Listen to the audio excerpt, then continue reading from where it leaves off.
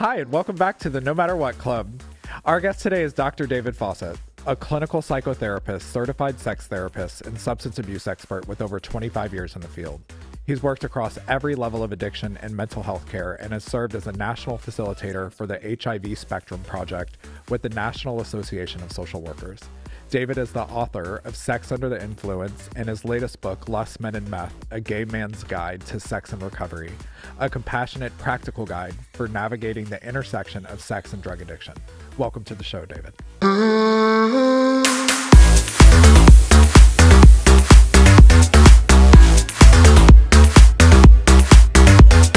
Hi, everybody, and welcome back to another episode of the No Matter What Club. I'm so excited. I say that every episode, but I'm so excited to bring three very special guests to this episode. First, my sidekick. Heyo.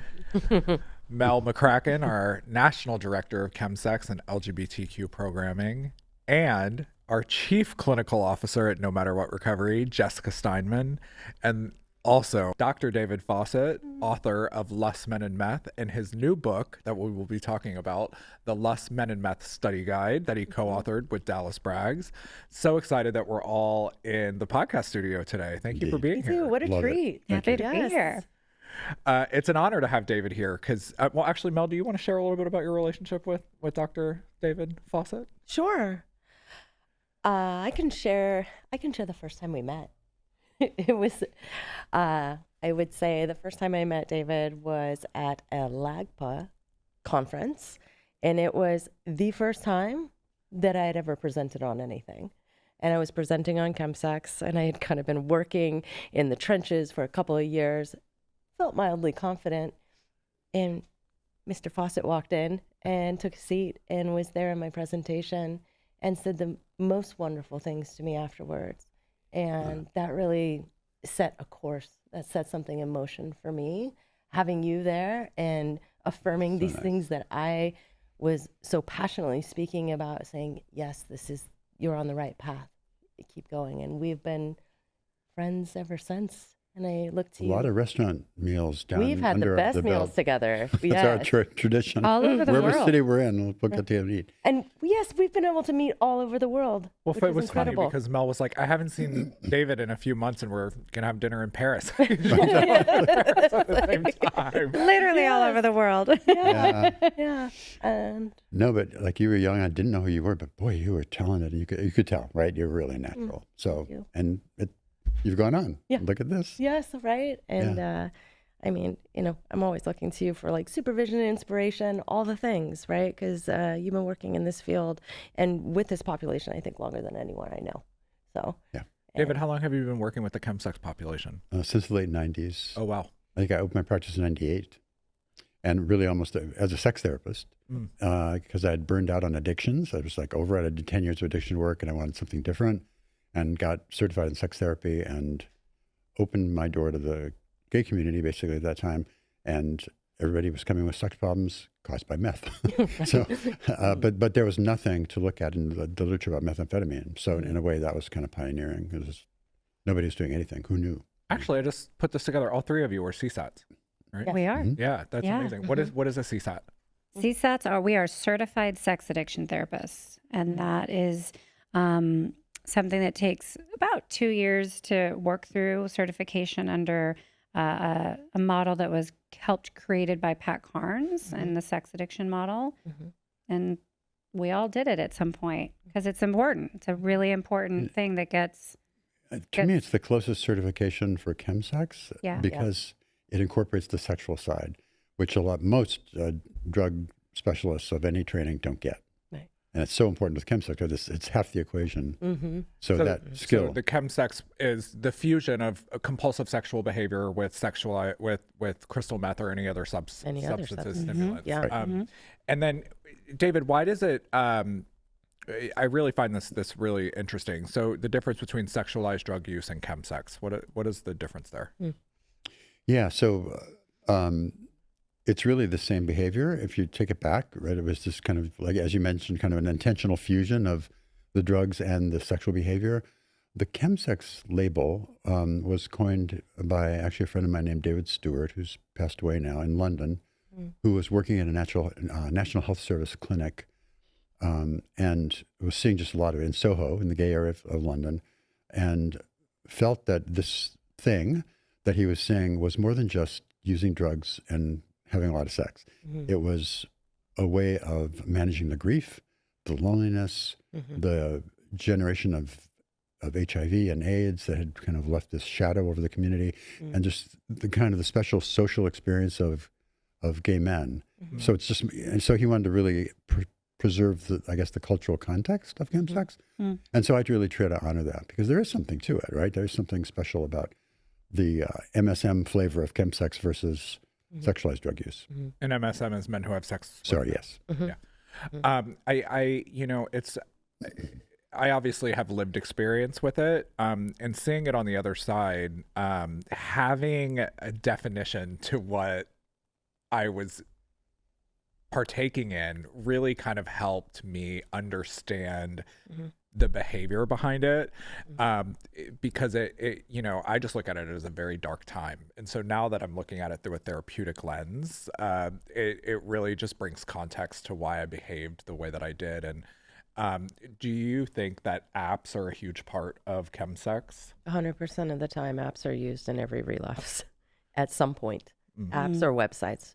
I've never met a person that has not used an app or a website in use or in a relapse. I've yet to meet that person. I'm sure they exist somewhere. I agree. Yeah. It's always a factor. It's a gateway drug. And I think our phones become paraphernalia, because there's not only we have substance use and abuse, and then we have, compulsive sexual behavior, but then you have also the complexity of a digital device in your hand that has become paraphernalia itself. Which is keeping that dopamine thing alive 24/7, right? Constantly. That's that scroll of even Facebook and Instagram it's still keeping it's working. And the apps, all dating and hookup apps, they are designed with psychologists and neuroscientists' help. The apps are created to stimulate the most dopamine and serotonin in the brain by the type of colors they use, and the buzzing and the zing and the ring and the sounds. It gets into the brain and explodes dopamine. I had about a month sober, and I heard a noise of one of the apps in a meeting, and instantly I had a physical reaction in my stomach that I would get before I would get high. Why is that? Well, I mean, it's so woven into the whole system of chemsex. I mean, these substances in sex release more dopamine than anything else literally on earth. And so it creates this profound memory in your brain and your body that that can happen years later. Right. And people start to taste it. This just becomes like this physical embodiment based on that little trigger. So with chemsex, I know that you say that it usually starts, the cravings start in the body. The activation and the arousal usually starts in the body, and then it trails its way up into I'm thinking of using. But in my experience, it always starts here, right? Before it ever gets here. And I think that's a little bit different than an alcoholic who, thinks of a drink, walks into a bar. I think someone who struggles with sexualized drug use, aka chemsex, their body, that is the vessel, right? That is I'm feeling horny. I'm feeling attracted to this person. I'm feeling triggered by, someone walking down the street. That's happening in the body before I'm ever thinking about a substance. So by the time it's in the brain, Jess, would you say that is? Oh, they're off and running. Yep. They're gone. They are ready to go. I mean, and it's like what Mel's saying too. It's not just the brain ticking in. It's the hormones. It's the pheromones. It's the euphoric recall that David's talking about. This memory of this was such a huge high. No matter what time has passed, you're on. And so you have to be so careful about these outside factors and stressors. So David, in your experience of working with, as Mel likes to call them, chemsexies. The chemsexuals. Chemsexies, yeah. In working with this population, have you seen, with the potency of the methamphetamine that is out today, would you say that over the years, the decompensation is more advanced in the early stages of recovery than it used to be? And totally. I think it's something very important for people to understand is that today's meth is not the good old meth. It's a different formulation, totally different drug. And it's called a dirtier formulation because it's much more toxic on the body organs and the brain. So we're seeing all these kind of weird side effects we never saw before. Blackouts. You know, who had a blackout on a stimulant? That didn't happen before. And now mostly psychotic episodes that are enduring, which is really scary. So people can be sober months, and sometimes in 30% of the cases they don't go away.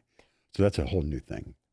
Lasting hallucinations, lasting paranoia. I think we've seen at the inpatient so much more paranoia that has lasted much longer than it ever used to. Paranoia would, you know, what are you doing to me? Are you watching me? There, these visual and auditory hallucinations that people are having, or just paranoia regarding their therapist, the staff, you know, things happening or in general, to you them. know, hearing stuff out of the air conditioning vents and thinking, or hearing neighbors kind of muffle next door and thinking they're talking about you. You know, that kind of stuff that just goes on and on. And I've seen that in people, you know, who have well over a year. Yep. There's a resurgence, you know, as some of the psychotic features start to show back up. I had someone hiding in his bed with a fire hydrant because he thought there were people out to get him, and he was full 10 months sober. Yeah.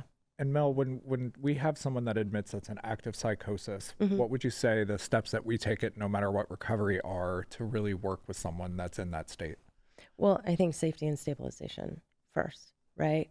And it's like, okay, I'm going to sit with you. Like, I'm never going to tell a person that their experience that they're having isn't real, because it feels so real to them.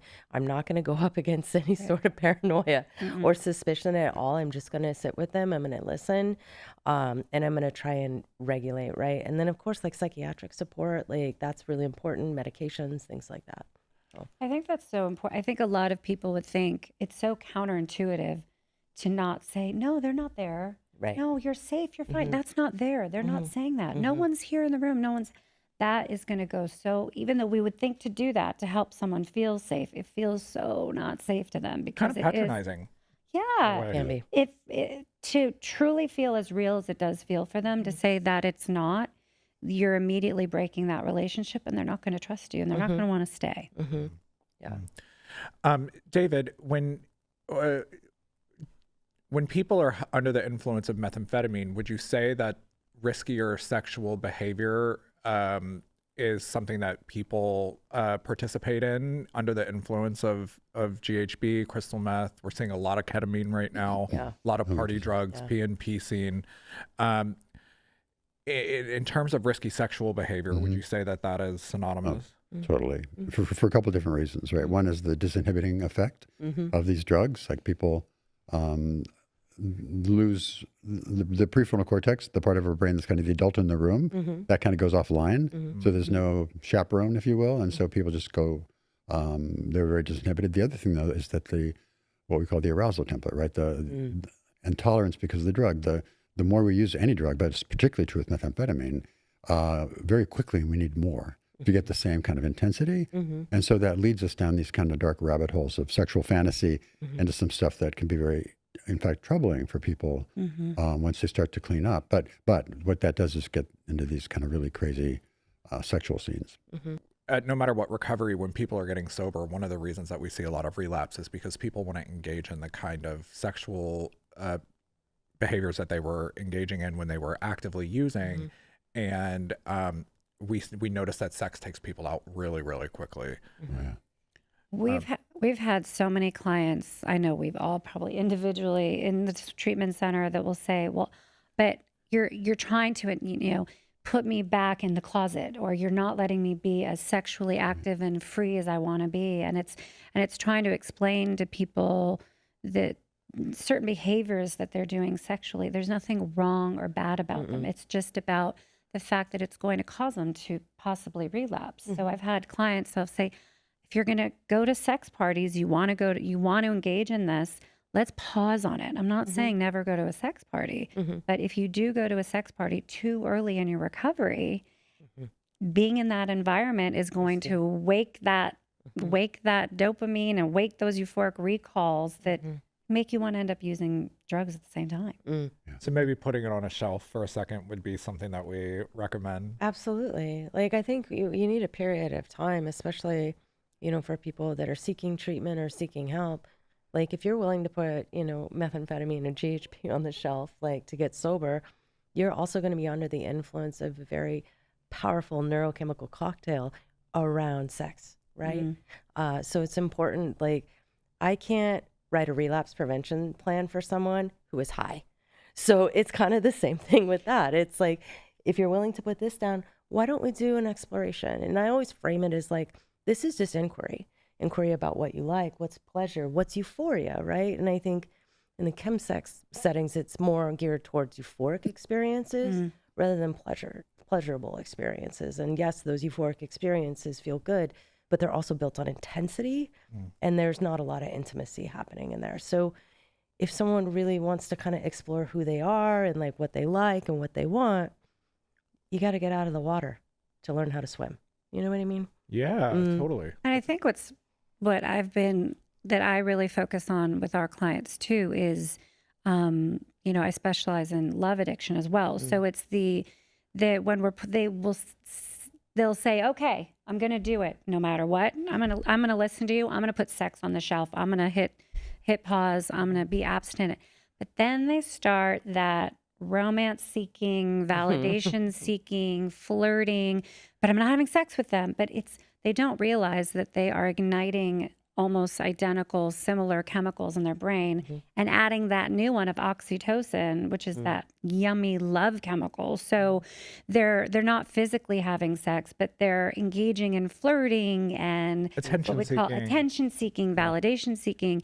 And that can also lead to flirtation, then leads to possibly almost sex, and then they want to go ahead and have sex, and now we're back to where we started. This really brings up the whole point too of why the work you guys do is so important, and why it's so important to look at the sexual piece as well, right? Because so many places I've heard clients report they're told this, if you just get clean and sober and the sex will take care of itself. It won't, unless you address that side, and not even just the sex part, but as you're saying, the romance side, because that's a huge part of it, and it'll drag you back down into it if you don't talk about it. David, I know you have a thriving private practice in Fort Lauderdale. And I want to ask that when we have patients that come to us, there's usually like a crisis. We're kind of like a triage. What does post-treatment therapeutic processing look like for long-term like chemsex therapy? It's a great question. I think to really be able to sustain sobriety, people really have to kind of rebuild their identity in a way. Yeah. Some of it we were just talking about, and I've had the same thing. Clients tell me, "You're taking away everything that's gay. What's left?" But so I think, who am I, right? Because people come in with all these what therapists call negative core beliefs, right? I'm damaged goods, and nobody wants me. I'm unhealthy, and all that stuff.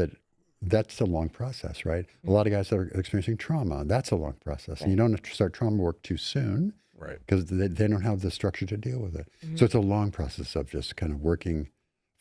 I love the word, what you said. It's a kind of a discovery process. Even in that, I'd call it a secondary phase, I guess. The outpatient phase in recovery therapy is just really, who am I? Yeah. I tell clients that it's like, I wouldn't necessarily say the word second, but like a second adolescence, if you will, because you're also figuring out your body. I mean, we've sober body is way different. Sober body sexually, but also we have a lot of people that struggle with sexualized drug use and chemsex that have body dysmorphia and disordered eating issues where they were actually using meth and drugs to be skinny, to lose weight, to control their body. And so even just being comfortable in your own body, what your clothes look like, how to use it just out in the world. I mean, it really is like figuring out who you are in adolescence. Well, that actually triggered a thought in me, but I do want to ask our encyclopedia here. What are I know that you've talked about disordered eating being like one of the biggest causes of relapse within the chemsex community. Yeah, I would say it's up there in the top 5. Yeah, because what I see is like, especially around chemsex and sexualized drug use, is people gain weight pretty quickly. Yep. Their body has been starved for days at a time. So you're not feeding it. It doesn't know when it's going to get food again. Anything that it puts in there is holding on to for dear life because your body doesn't trust you in that way anymore. You've conditioned it that I'm going to starve for 3 to 4 days, right? And so It takes a while. Like between that 6 to 9 month mark, yes, everything will return to homeostasis and your metabolism will be all right.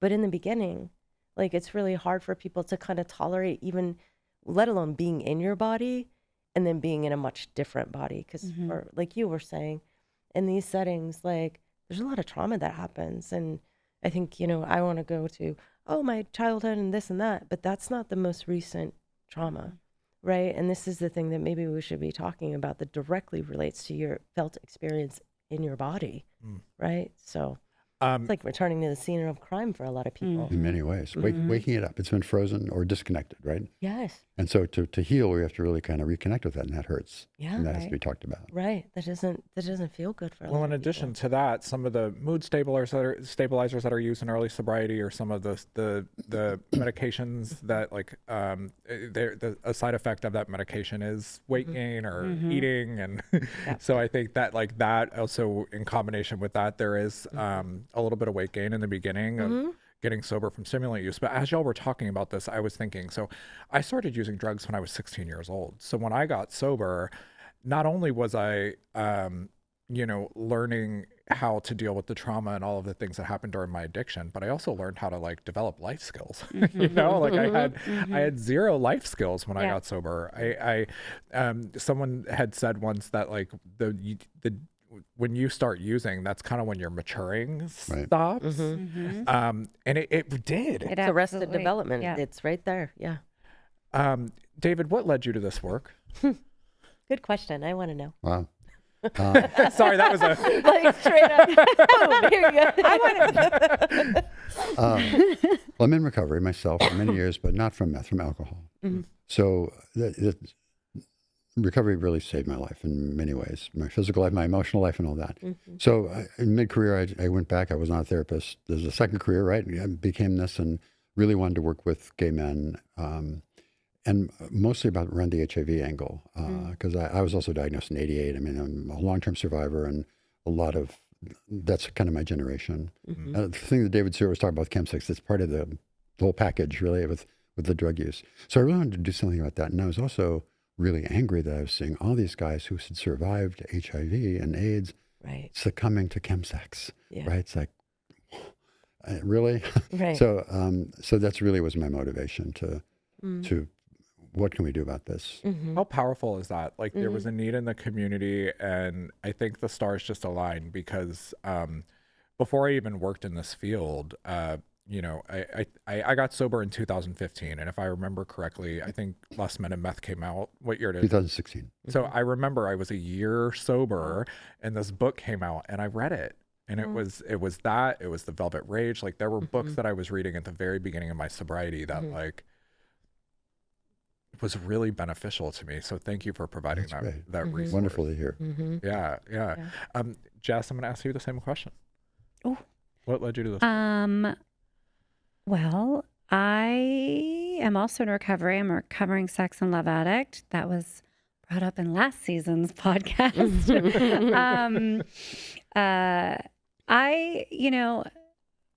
I didn't realize how much I loved working specifically with the chemsex population because I was working with substance use and misuse addicts for a long time, and also attending SLAA meetings and working my own program and in SLA and working through my sex and love addiction, and realizing that a lot of the clients that I was working with in substance abuse, who I just fell madly in love with working with just because it was just such rich and incredible work, realizing that, oh my God, these people are just like me. They're not just drug addicts. They're not just alcoholics. These are also sex and love addicts, and they're doing it while they're using their drugs. And I also read David's book immediately and fell madly in love with it and with the work, and said, well, this is what I'm supposed to be doing. Not just sex and love addiction, and not just, substance use, but really the fusion and working with this population that needs it so much. And, I think all of us at one point have mentioned today, and definitely in the field, we've seen so many substance addicts that come to us or who have been to bunches of programs all over the country who have all the incredible good intentions to get people sober from substances. And they do not understand the sex addiction piece. They do not understand the chemsex fusion. They don't understand that validation and attention-seeking wounds that cause sex addiction in people. And so being able to teach and encourage and show not just clients, but also people in the field how to do this is just so important. I agree. It's coming to me, isn't it? No. Oh, yeah. It's coming to me. Well, I mean, listen, I'm in recovery, right? Long-term recovery at this point, and I qualify for every A, is what I always like to say. You could throw me in any one of those programs, and I guarantee you I've had a problem with it, right, at some point. So, I was working mainly with substance use, and I had a supervisor that needed me to cover a group for someone who had called in sick. And it was a chemsex group. And I was like, what? Okay, I got my own lived experience, but I'm not sharing that here, right? But I walked in and I share this because I liken it to like when an alcoholic first takes the drink and they describe that warm feeling that overtakes their body.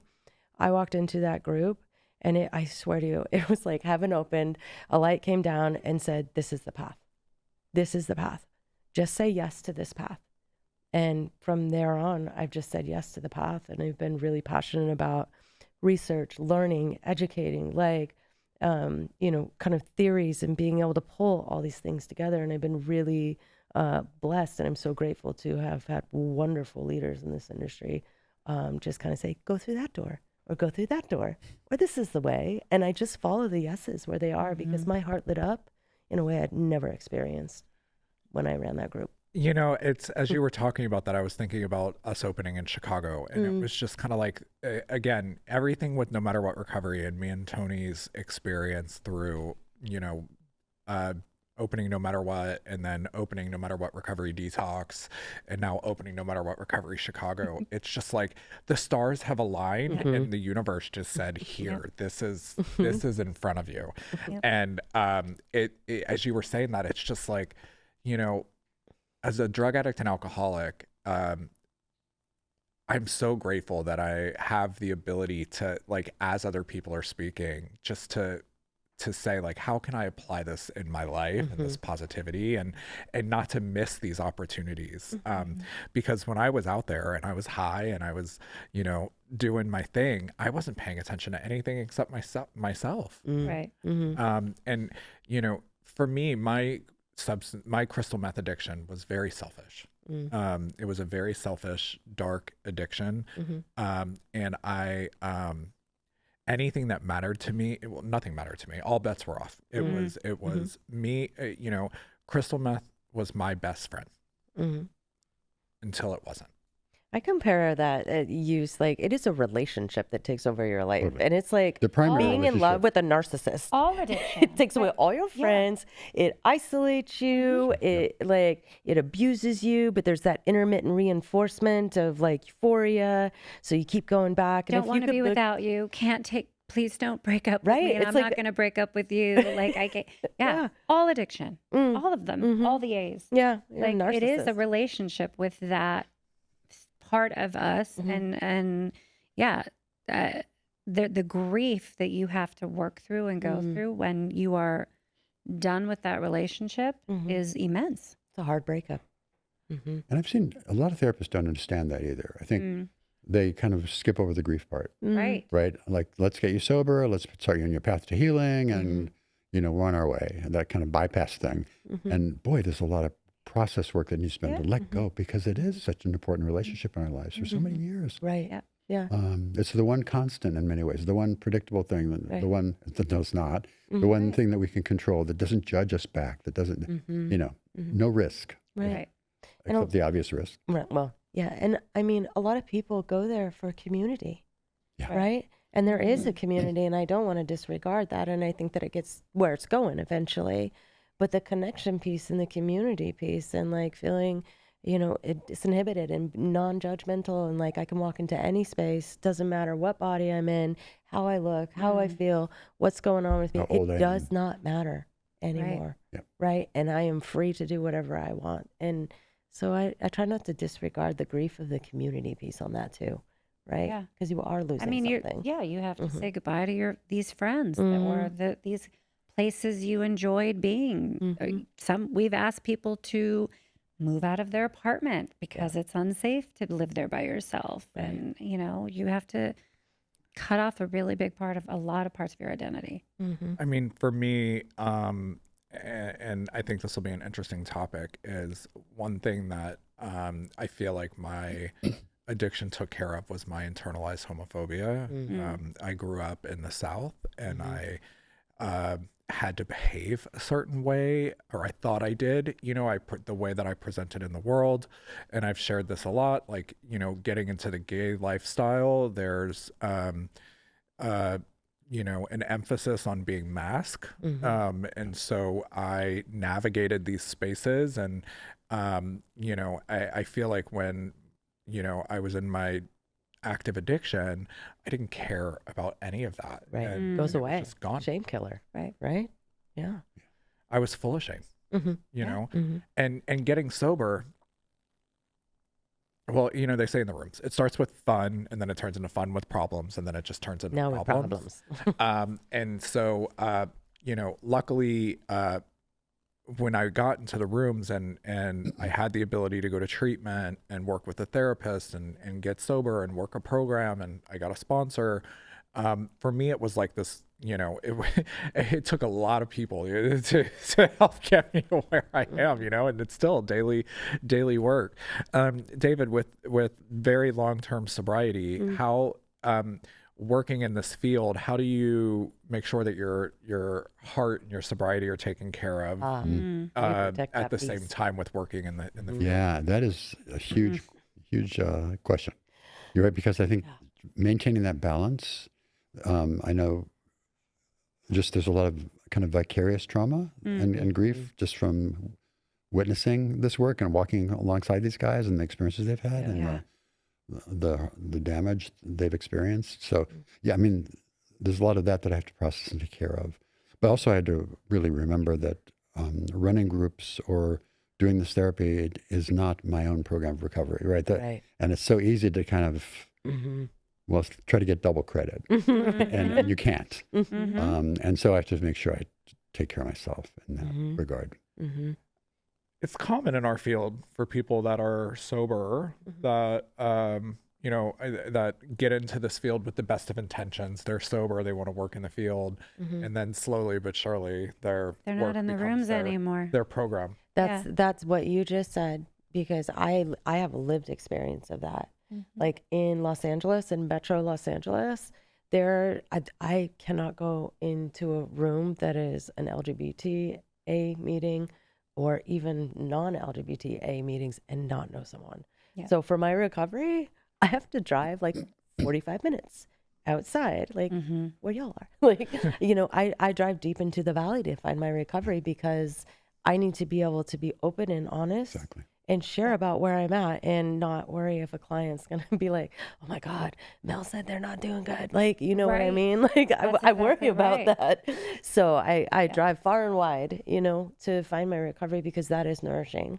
And I think we have to nourish our souls and our hearts, right? And those are places that we find that, but it's tough sometimes. One of the silver linings of COVID for me was Zoom. Oh, yeah. Because, I mean, prior to that, there were only so many meetings around, where we live in LA that, was kind of far. And so with Zoom, not only the convenience, the convenience factor, but there's also now Zooms for clinicians who are in recovery from sex and love addiction or other addictions that, again, my specific addiction is a very specific one, and it's a bit vulnerable. I don't necessarily, like Mel's saying, I don't want to talk about things that I'm, thinking about or working through in front of possibly clients or people in the community. And so being in a safe space, even just on Zoom. Also, I'm a mom, and so I can't be out and about and going to meetings at 8 o'clock, 9 o'clock at night. It's easier for me to just be on a Zoom at home. She's asleep, and I get to work on me and have my quiet private, alone on the screen, but a community in front of me all over the country, actually, on Zoom, which has been incredibly helpful. Oh, Zoom, the possibilities and the problems. Full circle. Yeah, exactly. I mean, as we're talking about this, David, do you want to share kind of what Mel was just referring to with Zoom and the Chemsex community? Sure. I mean, the pandemic kind of finally saturated it, but people in Chemsex with the Chemsex experience really were kind of triggered by Zoom. We were mentioning earlier how triggering certain things can be. Zoom itself because of Zoom rooms, and it was a place to have a community, a Chemsex community, and Inactive using. Inactive, and you could witness people using, overdosing, getting sexually abused. I mean, a lot of horrible things that people were like witness to. Wow. Right. And so to start doing therapy during the pandemic on Zoom, people were like, whoa. They were very I'm not sure about I got this. that too. It's like, oh, I can't do this. Yeah. Like, and I had a couple of folks that couldn't get on the platform of Zoom, and that we would have to do a FaceTime on the phone because they could do that, but like even actual seeing Zoom. the like Zoom room was so triggering. They just couldn't tolerate it. Yeah. And then what you're saying is like, this is where moral entry lives. Like what you just said is like, you witness things, like maybe you're unable to speak, or, you know, with this new meth, we've been talking about the rigidity in the body and the paralysis that happens. And maybe I see something happening and I'm unable to move. Right. And that's outside of my values and outside of my virtues, is to not help someone in need. Right. And I'm unable to. So on the other side, right, especially in Zoom rooms, I don't know who those people Can't do are. anything about it. And I see someone falling out. I have no one to call. What do I do? Right. Jeez. So it's really complicated. And I think when people come into recovery, I see more and more like this virtue entry and moral entry really showing up as a result of rooms like that and witnessing and even, you know, perpetration and victimization, all of it, right? It's the whole spectrum. There's a lot that happens. I'm just so fascinated by this because, I mean, again, this is really core to chemsex, right? Not like alcoholism, not, you know, this is... You don't see alcoholics in a Zoom room like having a drink together. That is not happening. Like, like, yeah, No. totally, right? Chin, chin. No. No. Yeah. Doesn't happen. As CSATs and sex therapists and people who specialize in this, one of the things that I've been hearing all three of you talk about is arousal templates. What is that, and what and how do we navigate that in treatment? And also, this is a 3-part question. There's 3 of us. Yeah, exactly. How do we navigate that and treat that? wants to But start? also, is that like common knowledge of a clinician who is not a sex therapist? No. I think we can unanimously say no. So, and it's interesting, you know, even as a sex addiction therapist, I didn't even know the ins and outs of the arousal template till really diving into this work. So the arousal template it's a map in your brain. It's what it's in our brains that is really creating what excites us, what is arousing to us. Yes, mainly sexually, but what we will see and feel as pleasing. And that the shocking part to me as learning all this was the arousal template actually starts when you are at the age of 4. So at the age of 4, our brains are starting to imprint and take in things that might arouse us. And so it's very developmentally sound and healthy for children around 4 and 5 to explore their bodies, touch their genital areas and feel that tickle area, you know, like I'll show you mine, you show me yours. I've had clients say, I was molested by this 5-year-old boy when we were both 5. I'm like, I've said to clients, that's actually, I'm not going to dismiss their experience, but I want to also educate them that it's actually developmentally sound for little kids to be exploring their own bodies, and because they don't know that it's not sexual to them. No. It's just figuring out what feels good. And so these are imprinted in the brain from 4 to 6, and as we grow up and experience more things and see more things, it's taken into the brain. And so the positive sides of that is that it just continues to grow and change and evolve as we as people grow and change and evolve. The downsides of that is that as kids into adolescence and in even before our brains are developed in our 20s, when people have early access to pornography, Right. if they've had sexual abuse or some type of sexual experience that was inappropriate and actually quite scary and traumatic. Seeing movies at the age of, rated R movies, those ratings are there for a reason because the little brains can't quite understand what they're seeing. And so children and adolescents are seeing things and experiencing things that they really shouldn't yet or ever. And their arousal templates are taking it in. And now that is going to be something seen as possible pleasure in their brains. Yeah, the dangerous thing about that too, I just want to add, is that once something goes in there, it doesn't come out. That's right. Right? That imprint is there forever. And so if you have these extreme fantasies and arousal patterns on chemsex, in sobriety, that stuff is still there. Right. And it still has a lot of power. Yes. It fades for a while if we don't reinforce it. But it's very, very big, huge risk of relapse. Really influence. And I always consider it to be like my hardware, and then I got my software. Exactly. Right? And the hardware is just the operating system. That is not changing. Like, we are on Windows 95 for life, right? But I can continue to add in other programming to make that different and to expand on that. I actually want to ask both of you a question. So I have found that when I work with clients, especially ones that get into the more riskier, darker spaces and the more extremes, that violence and graphic violence and videos and things like that actually end up on that arousal template. And I'm curious if you all have seen that or what your ideas around that are. Completely. No, totally. Anger and rage can be eroticized, That's and we know that from sex addiction, right? Right. But yeah, no, that can become kind of the primary imprint for people. Well, it's also a place where if they're seeing it in a space that's on screen or elsewhere, it's giving them permission to visually experience or visually express that inner anger that's going on with them that they actually want to get out.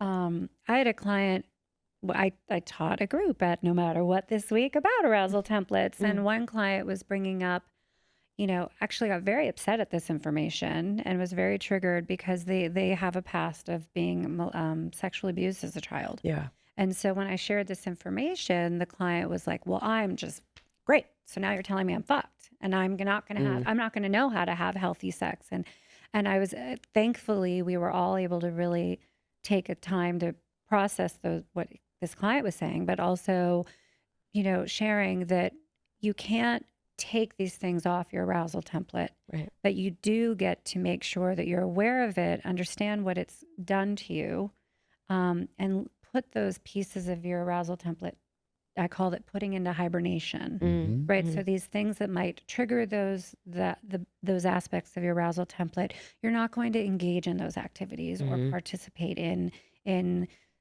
certain types of maybe pornography and masturbation or certain activities that could stimulate clothing, lighting, music, you're just putting it away back on the shelf and hopefully forever. So you're not going to engage in it, because sometimes things in your arousal template, when you go to that dark place, if you escalate in your behaviors to that dark place,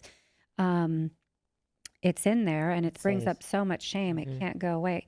But being abstinent from it, hopefully forever. I mean, you could reawaken it if you want, right? Yeah. 20 years later. You get to hopefully choose. you get to choose. It can lay dormant.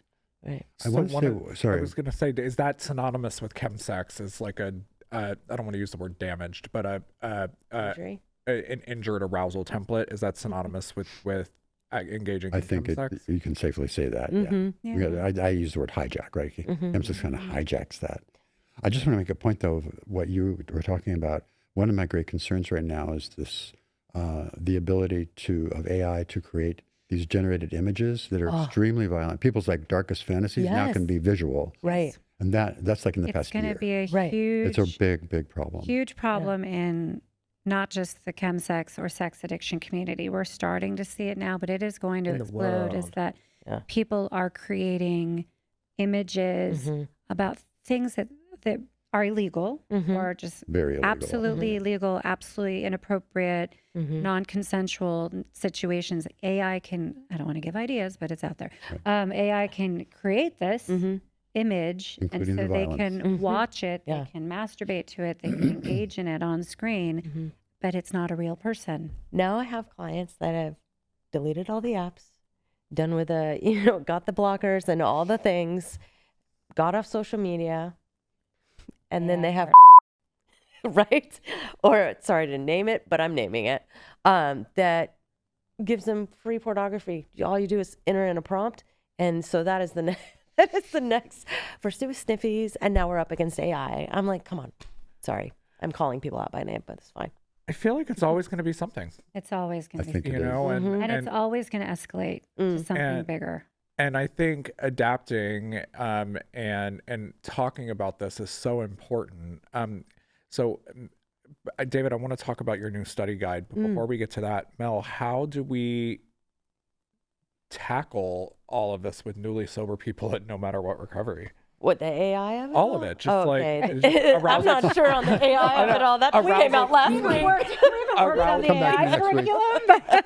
Arousal templates, Right. and all of this. How We're what doing- sets, I guess what sets us apart with how we Right. treat that as opposed to other treatment centers that aren't as familiar with this. Well, I say we know the language, we know the community, we know the culture of this, we know what it looks like. All of us are really well versed in how it shows up, and we have a curriculum that we kind of work through, and it's not like a front to back, but it's like, oh, I recognize like you're really struggling with some internalized like homonegativity. Like, why don't we, have a group about how we talk about how we came out? When's the last time you told your coming out story, right? And people like are almost like shocked. Okay, let me share this here, and let me kind of discover what is driving me in the shame cycle, right? We do that. Sexual values, sexual beliefs really will illustrate an arousal template. How you grew up, where you grew up, what your family was like, if they interacted with you, if they interacted with each other, because like you were saying, we're taking in all this information. So I want to do kind of, let's look at your history, let's look at your patterns, and that's really, awareness brings choice. And then I'm not under the influence of something, and I actually have options. Because a lot of people are just driven by things they have no idea what's, they're just historical patterns. We're also having them, they're building community. And, one of the really big pieces that we encourage is building platonic, Yes. non-sexualized, Non-transactional. connections and friendships and fellowship with one another. Because again, like we brought up earlier, it's you're figuring yourself out as a person, not only emotionally and physically, physiologically, psychologically, but just how to have just regular old friends and not sexualizing them and flirting with them and planning on what you're going to do next with them. And Marrying them in your mind. Right. marrying them in your mind. But these are the intimate relationships. Monogramming the towels. Right. No, yeah. Picking out the china. But this is the intimacy that we're building. Yeah. Right. And I think, to speak to that, that's one of the most important things that we can do is is teach people how to relate to one another, where you're not through like a sex lens, right? Actually like authentic validation versus aesthetic validation. Those feel very different to people. And people come and say, oh, I'm addicted to validation. And I'm like, okay, well, one, what do you need people to validate? And two, what is the part of you that needs validation? Because that's an outside validation. And that is going to, hungry ghost, right? That's going in and going out really quickly. And then I just need more and more and more.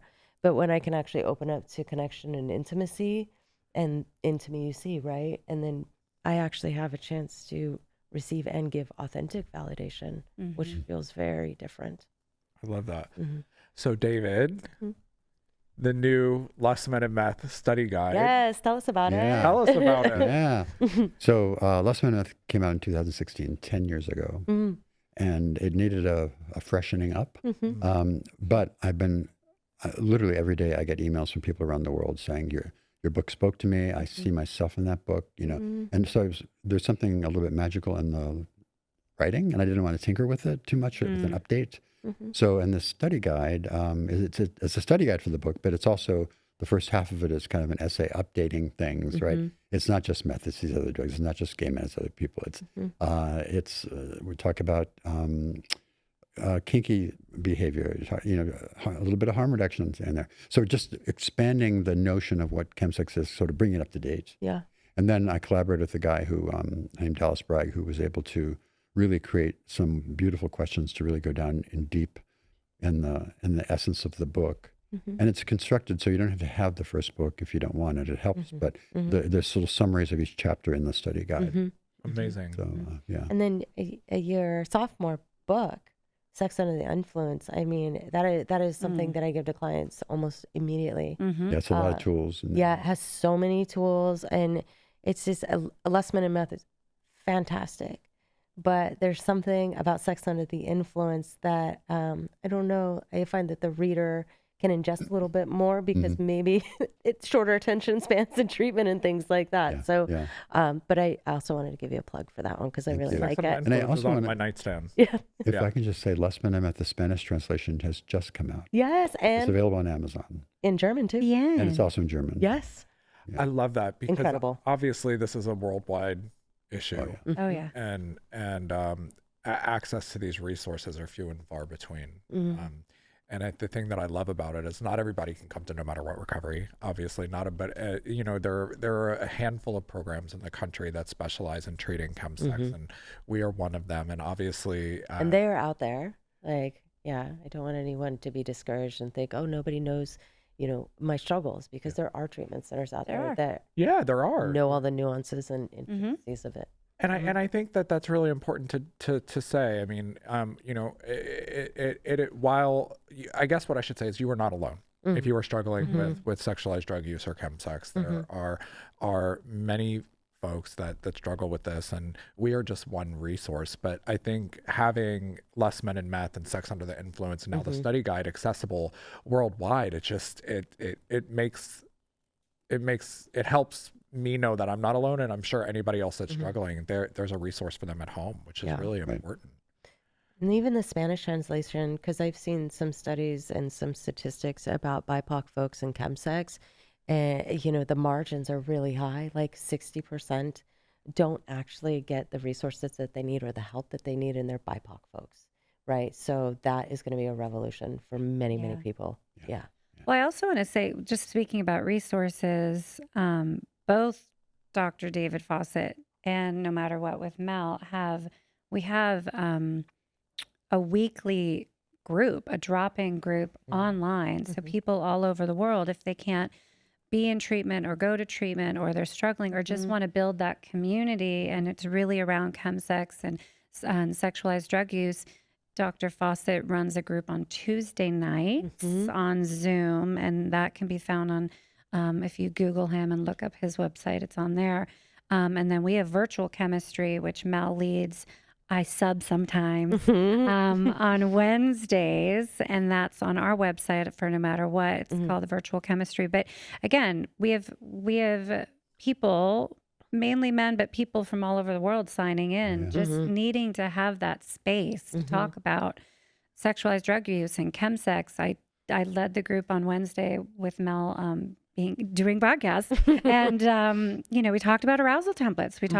We did talk about you know, healthy, you know, sexual health plans and getting back out there, sexual recovery plans. So we have to wrap up here soon, but as we're talking, I probably should have brought this up much earlier in the episode. Is chemsex prevalent within the trans community as well? Yes. Oh my God. oh yes. yeah, Absolutely. Yeah. And I think a lot of resources are geared just towards gay men, right? And there's an exclusionary factor of like trans folks out there. So, I mean, I was really specific in writing our workbook to have really inclusive language. So it's not just MSM, and recognizing that trans folks really struggle with that, especially around survival sex work, not sex work, survival sex work, right? Using substances over and over and over again just to survive. Right. So I want to include everyone in this because there is an overarching umbrella of sexualized drug use. It's genderless, it's orientationless, and it can affect everybody. absolutely. Yeah. I'm sure it's really prevalent within that community because, as you said, it's in survival sex work, but I feel like also, just like I had mentioned, internalized homophobia, internalized transphobia is super prevalent within that population. And at No Matter What Recovery, we look at gender affirming care as life-saving care. And so, you know, not everybody lives in Los Angeles or well, not really in Florida right now, unfortunately. Not so helpful. No. But you know, I'll use Florida as an example. I'm sure that gender affirming care is not accessible like it is in California. Yeah. And in fact, they're defunding, like, well, I won't get into it, but there's a program that even serves the clients, and this it's a state-owned building. They won't service it. That kind of stuff. So it's very real denial of life-saving care. So not just an idea. But that's why these resources, like the drop-in groups and your books, Right. and There that are things people out there. have access. So when the queer community, especially also the trans community, starts seeing their rights being taken away, and they don't get the care or the help they need, we've just got to find all the resources we can. Right. Yeah. And you walk outside and the minority stress is so heavy. Minority stress. Yeah, and it grows day by day, right? So having these little pockets of safety and connection, those are so valuable, especially right now. So if you need it, resources are available. And I just want to say that. Well, as we wrap up here, are there any final thoughts? Anybody has final thoughts? I feel like so honored and privileged just to sit here with you three. And just sometimes I just drop into my life and I'm like, oh, this is the life I get to live right now. Yeah. So I'm just having a moment of appreciation and gratitude. Yeah, that's it. That's what I think have just final words. the fact that we're sitting in a Chicago studio because we cut the ribbon for our Chicago location, no matter what, it's so exciting. And the fact that we get to spread this work and this community to cities that need it is so special. And I'm just so grateful to you and to Tony, who's over there, and that we get to do this. Yeah. It's just so exciting. I'll just say, coming from the late 90s, when I literally was the only person I knew doing this work, to sit here some couple of decades later now, and with these amazing people that I know both of you guys really well, and have such respect for you professionally. So to know that there's such fine people and such fine places, like no matter what, doing this work, it's so needed because there's such a tremendous demand. Yeah. So. I This has know. I been got such all a warm great and episode, gooey. I know. So It's been a big day. I do want to say, and I don't know if you can tell, I'm not usually lost for words, but this episode I have been because David, your story for me is just so impactful. And I say that because as someone who was diagnosed with HIV at a very young age and that went through chemsex addiction, to have people like you pave the way for us to be able to have access to the medications and the information that we have is just really touching. Thank you. So thank you. Thank you so much. Whew. All right. Thank you for joining us in the No Matter What Club. We'll see you soon. I was going to go Bye. cry now.